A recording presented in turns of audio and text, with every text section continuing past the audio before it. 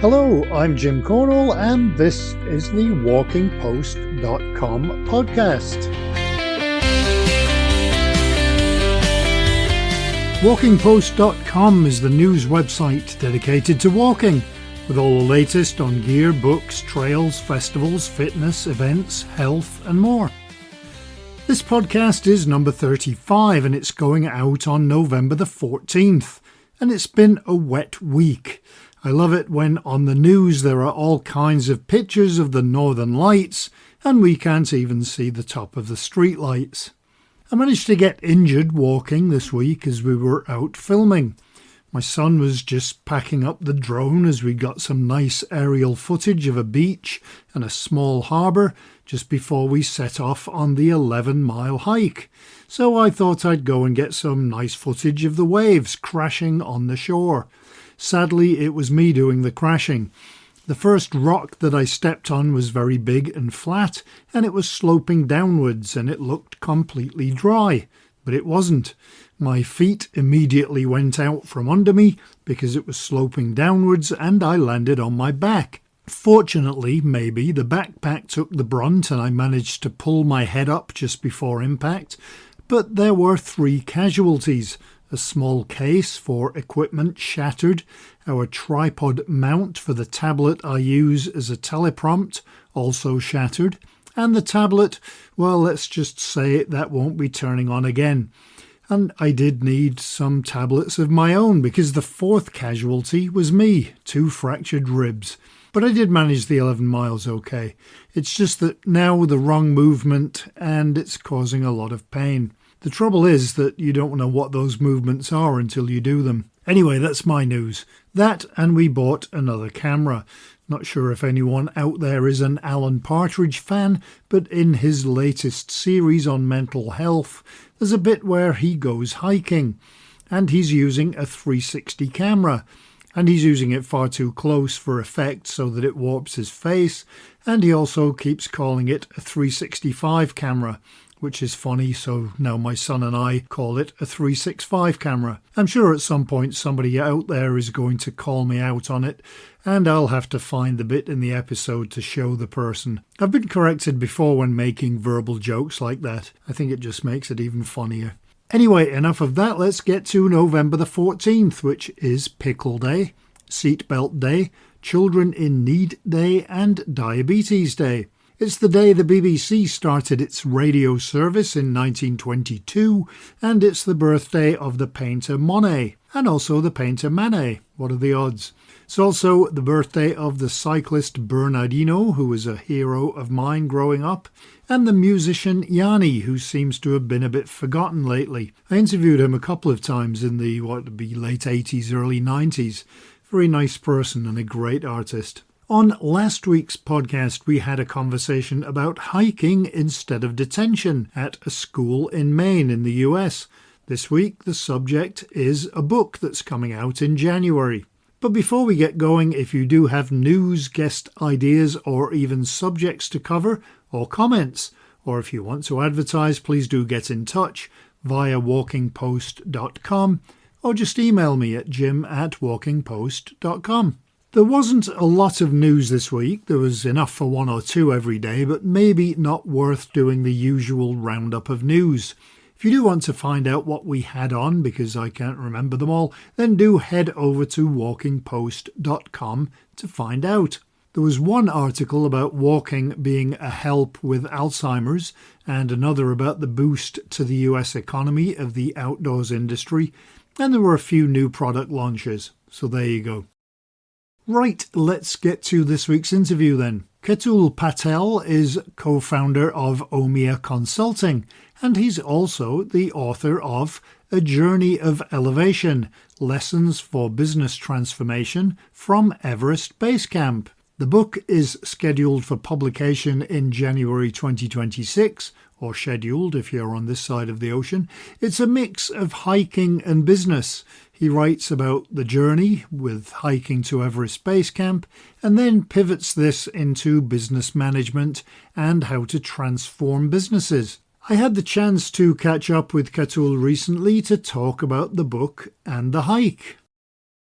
Yeah, could you tell me about your Sure. business, the business side of things before we start talking about walking and the book? Absolutely. I'm a president of OMIIA Consulting, and we specialize in supply chain and business transformations and help small to mid-sized businesses to turn around their portfolios and for any channel penetration or market penetration, launching new products, or actually revamping their supply chain. But prior to that, I've been in corporate life and as well as in consulting in supply chain leadership roles and at Michael Kors, Avon, and Toys R Us, and spent also a few years in consulting at the Big Four at Deloitte, and also at boutique consulting firm where I started my career. So throughout the span, I have been in supply chain and operations transformation, and I have been leading organizations through these change. And now as part of my consulting firm, that is what I do. I connect the dots and truly transform the organizations for significant results. And that's why I think when I wrote the book, and actually when I made the journey, it connected so well, and that just inspired me to kind of write this book as well. What prompted you to go out on your own after all of those years working with other companies? Yeah, I was at a point where I felt that because of my unique kind of places that I was at, right, and I'd taken organizations through transformations, as well as I also worked on the other side with the consulting firms and large consulting firms to kind of deliver that value. And I felt that at this stage of my career, would love to kind of take on this challenge where I felt that probably my clients would probably benefit more with the complete end-to-end thinking that I can bring to them at a different scale, if you will. One thing led to another, and here I am. And certainly, I think this is where I'm enjoying the most, taking the helm of your own, being in control of your destiny. I think, as well as I think, focus on the customer. Could you tell me the idea of coming up with the book? Was it that you had the idea for the book first, or was it that you were going to go and do this walk anyway, or how did that all come together?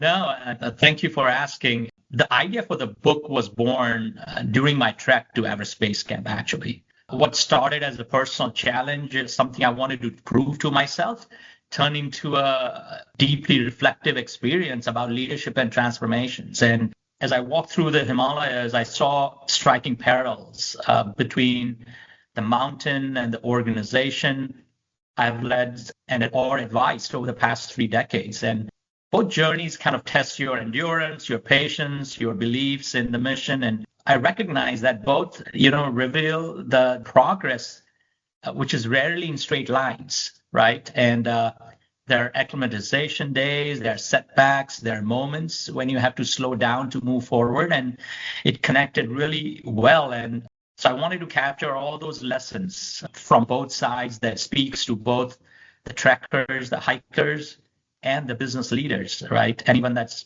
facing that challenge and that seems, larger than themselves. And that's what led me to write the book. And my hope is that it is not just a story of adventure, but a framework for resiliency and perseverance, and whether it be professionally, spiritually, or personally. Were you a hiker beforehand, or was this just something completely out of the blue that you decided to take on? That's a interesting part. We have a hiking club here, local hiking club. And so we did take on some challenging hikes and treks, but nothing of this magnitude, right? So we used to do kind of day hikes, but really amongst big boulders. And in this part of the region, there, with Appalachians and so many beautiful hikes that there are. So we used to do these day hikes and be challenging, but nothing of this magnitude. And so that's why it was also surprising to us that when we actually took this on as being the first hike, and so we were surprised ourselves as well.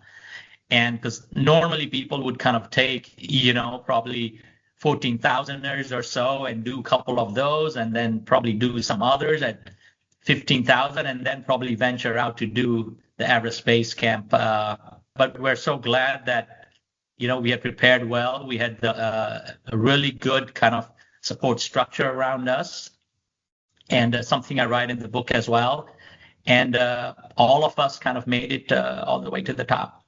I mean, you don't just kind of do lots of hikes around New Jersey and the surrounding areas and the Appalachians and then wake up one morning and say, I know, let's go do Everest. I mean, how Yes. did that come about? Yeah, most of the team members were turning kind of 50, right? And I was already past that. And you come at a point in your, whether it's in your professional life, personal life, right, that you are looking for some kind of challenges. And so we had always been talking about doing something more that would challenge ourselves. So the original plan was actually just go to, the Himalayas and do kind of day trips, right, where you just go up and come back down and enjoy, and it'll be kind of more of a leisurely challenge. But then as we started to kind of discuss that, some of the folks, their calendars didn't kind of fit well, and they kind of couldn't join this. And then so there were a few folks that remained. Then someone just kind of shared that, hey, why don't we actually try Everest Base Camp? And so at first, obviously, it was like a crazy idea, right? So we had to kind of do a lot of due diligence to really do research to see that is this something that we can really even take on? And it was daunting and overwhelming. It was a lot of tough discussions with kids and internally family members. And it was really the drive and perseverance, that led us to kind of take that on.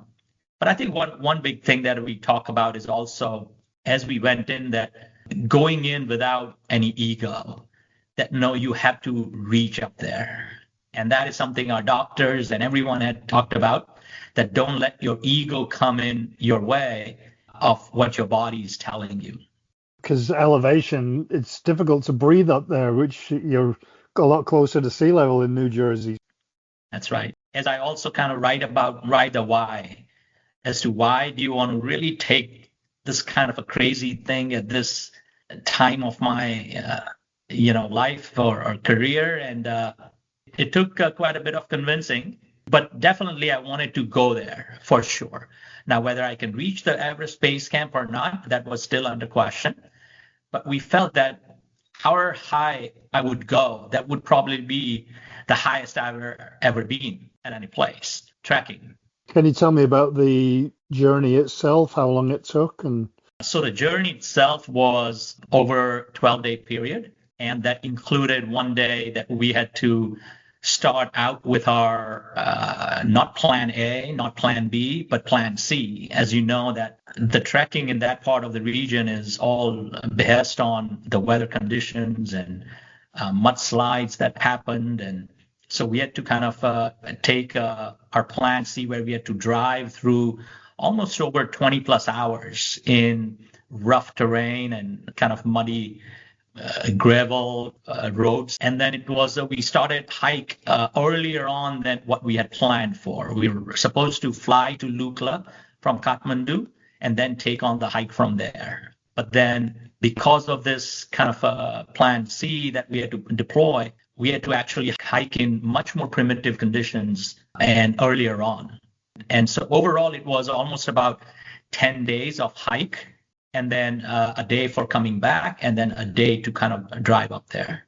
What kind of distances were you covering each day? Overall, we covered almost about 115 kilometers or so. Every day, it was about, on average, I would say about 6 to 8 hours of trekking. And then at different points, we started out somewhere around, I would say, about 8,000 feet. And obviously elevated all the way to about 17,500 or so. That's where the Everest Base Camp is. And even these 10 days included kind of 2 days for acclimatization stops. But even those days, you don't just relax, right? You kind of go up and then come back down to kind of test your bodies. That will you be able to take on that 700, 800 foot of elevation gain, which is at a crucial time. So one was around 10,000 feet, and another one was somewhere closer to about 14, 15,000. What did you do for food? Do you have to carry that with you, or are there staging places along the way where you eat? That was, I would say, the most pleasantly surprising part of the trek, where we were truly amazed. We knew that there are tea houses throughout the spots. And because now that it has become much more traveled, that they have stationed these tea houses. And obviously, as you start going further up from Namche Bazaar, which is around 10,000 feet, it gets thinner and thinner, right? So there are only few tea houses as opposed to earlier on when there's many more trekkers. And the tea houses had a really good protein-filled diet that they used to offer with the soups and the garlic soups and very proteinous meals. And they knew that these are the things that would help the trekkers kind of make it all the way up there. And so that was a very pleasant surprise. And so food-wise, we never felt any challenges, apart from obviously as you start gaining elevation and go further up at the altitude, your appetite kind of tends to drop significantly, right? But you have to keep on forcing yourself to be hydrated as well as eating so that you continue to have that energy to kind of make it through. Are there lots of people doing this trail? I mean, when you're walking, are you seeing other people, or did you not see anybody for days? I think we did see a few trekkers, on our way, but it was, I think, up to Namche Bazaar, which is kind of where 10,000 feet, where I would think that most of the folks would feel a bit more comfortable. After that, we certainly saw it thinning out considerably, because it's beyond that point, the weather pattern changes, right? It starts to get really cold with very thin air. And that's when you really see the serious trekkers kind of wanting to go all the way, kind of make it there. What was your process for recording things? Because obviously if you've decided to do a book, then you want to be in a position where you've recorded everything and you can remember it easily. No, so it wasn't the time until I kind of was on a flight coming back, from Kathmandu, and I'd taken a stop in India. And as I was coming back, that is when it was the first time I just felt that at first I didn't know whether it was going to be a book or it was just going to be a blog or it was going to be an article or something, but I wanted to share my experiences and how it connected well. So I just started to kind of put down on my iPhone in notes just any thoughts that came to me for each of the days, and that's how it started. So it was really on the way back that I seriously started to kind of pen down my thoughts and ideas. And how did you decide on the format of the book? Because with something like this, it's very easy to, okay, you're talking about hiking, but you're also talking about business. It's easy to kind of mash it all up as one and jump around a lot. How did you decide that you were going to do it the way that you did it, which is sort of a brief bit on hiking and then a longer piece on business? Yeah, that was probably the most trickiest part. So as I started to kind of write, the first thing was that I just wanted to first lay out my 12-day of the journey. And that's why in the book, I kind of go day by day to kind of truly give that experience to the trackers, right? Whether they be novice trackers like us that we were going up there, or even experienced ones, to kind of give them a feel of what a day looks like. So that's where I started to first put down all my thoughts around, do I remember all the things and all the experiences? And once I put those down, that's when I started to kind of understand that what were the things that helped us make it through that day. And then eventually, right, so you're going through the trees, and then eventually you're looking at the forest from up above. And it kind of gives you a very different perspective and brings the humility and thinks about the perseverance and everything that I write about in the book. And then, so it was going back and then reflecting back on my experiences of 30 years, what were different incidences that I kind of came across. So on one side, I had to pen down my 12 days of my trekking. And then on the other side, after that was done, I started to think about my 30 years and what were those specific instances that I could relate to. And that's what it took me to kind of go back in time and start jotting that down and then connecting appropriately as to what elements of leadership that were brought out during my trek, and then mimicking that or relating that, the parallels with what I went through. So it was quite an experience on itself. If you were to describe your book to somebody, would you describe it as a hiking book that helps business people, or is it a business book using hiking as a tool for examples?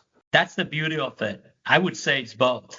And that's why in the book, we also kind of put down, right, different glyphs that gives an indication that now you are talking, obviously by reading it, you can also tell, but then it also gives you an indication that now you're talking about the hiking part, the trekking part of it. And then now you're talking about the business transformation. So that's the unique thing about the book is for the true trekkers who may not have been in that kind of a corporate business environment, they can also relate to the book very well. And then also the adventurous in the corporate world, or even, business leaders that want to go through transformation, but then how to kind of go about the transformation is something that they can relate to this as well in a more lighter way, if you will. Because that was another thing, right? That there are many, many books written on only transformations, business transformations. And then also there are quite a few books on the tracking guides, if you will. That's what I wanted to kind of bring about, not to make it just a regular book on the shelf somewhere. Was it clear to you as you were writing it how they connected, or did you have to tailor the experiences according to the hike, or was it was obvious the parts of business that applied? No, this went through a gazillion iterations. And one of the things that even my publisher had shared is that, yes, you want to write and tell so many things you may feel, but do the audience want to hear or read? So there were a lot of editing, a lot of iterations that I had to go through to kind of make it much more connecting. And then also, I think what helped as well is the pictures.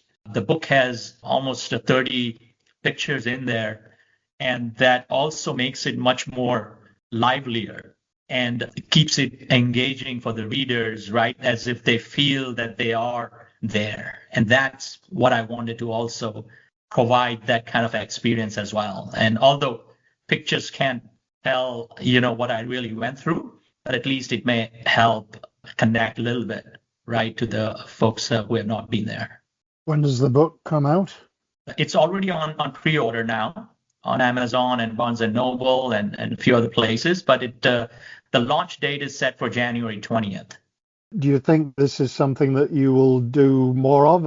Well, we're already thinking for a couple different peaks, but we'll see as to when that happens, whether it's in 26 or 27. But yes, it is in works. All right. Will it be the same kind of principle? It'll be business and walking, or have you decided yet? That will be just for me kind of going in that region. One of the places is, we're thinking is in Argentina, Aconcagua, or actually there are really other trails in the Himalayas as well that I really want to kind of take on as well. The mountains call you back once you are up there. I feel that there's a call happening. So that'll just be for the walking then? It's not necessarily going to be a book? No, nothing that I've thought of right now, but that does not mean that there isn't another book in the making, but we'll see. Well, those are really the only questions that I had for you. Is there anything that you wanted to mention about the either the hiking or the connection to business that we haven't talked about? For the listeners here, one thing I would share is it'll be great to create your own base camp moments as pauses in kind of daily life to recalibrate and reset and kind of reemerge with intention, which is what I went through. And it just provided just a deep understanding of, the perseverance and which I felt before was, I thought perseverance was about grit, that you are just pushing through deadlines and you're kind of outlasting the competition and solving problems. But really this experience gave me a new meaning on perseverance, which is every breath feels borrowed at some point as you are up there. And the progress isn't about speed, but it's about rhythm. And it's a deliberate thinking, humility, and gratitude that you appreciate up in the mountains with the locals around you. And so definitely create your own base camp moments. When you got to the base camp, did you look at Everest and think we should do the whole thing, or was that just we're done now? No, at that point, I think we were ready, because it's funny you ask, because the next day we're supposed to go early morning to Kalapathar, as they call it there, which is another hike, but it's much more strenuous, steep hike that allows you to see Everest, at a much higher altitude. And it almost gives you a feel that you are right in line of Everest, just from vision standpoint. But we couldn't muster to take that on the next day morning. It was like, all the 11 days of that trek and going through different terrains and weather patterns and exhaustion and frustration and everything that may have built because of different reasons was just giving out at that point.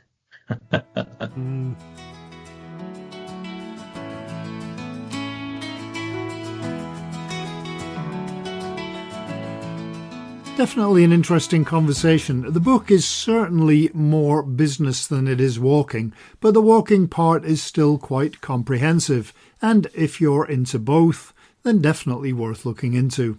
So we'll leave it there for this week. If you do have news or suggestions for podcast guests, please do get in touch through jim@walkingpost.com.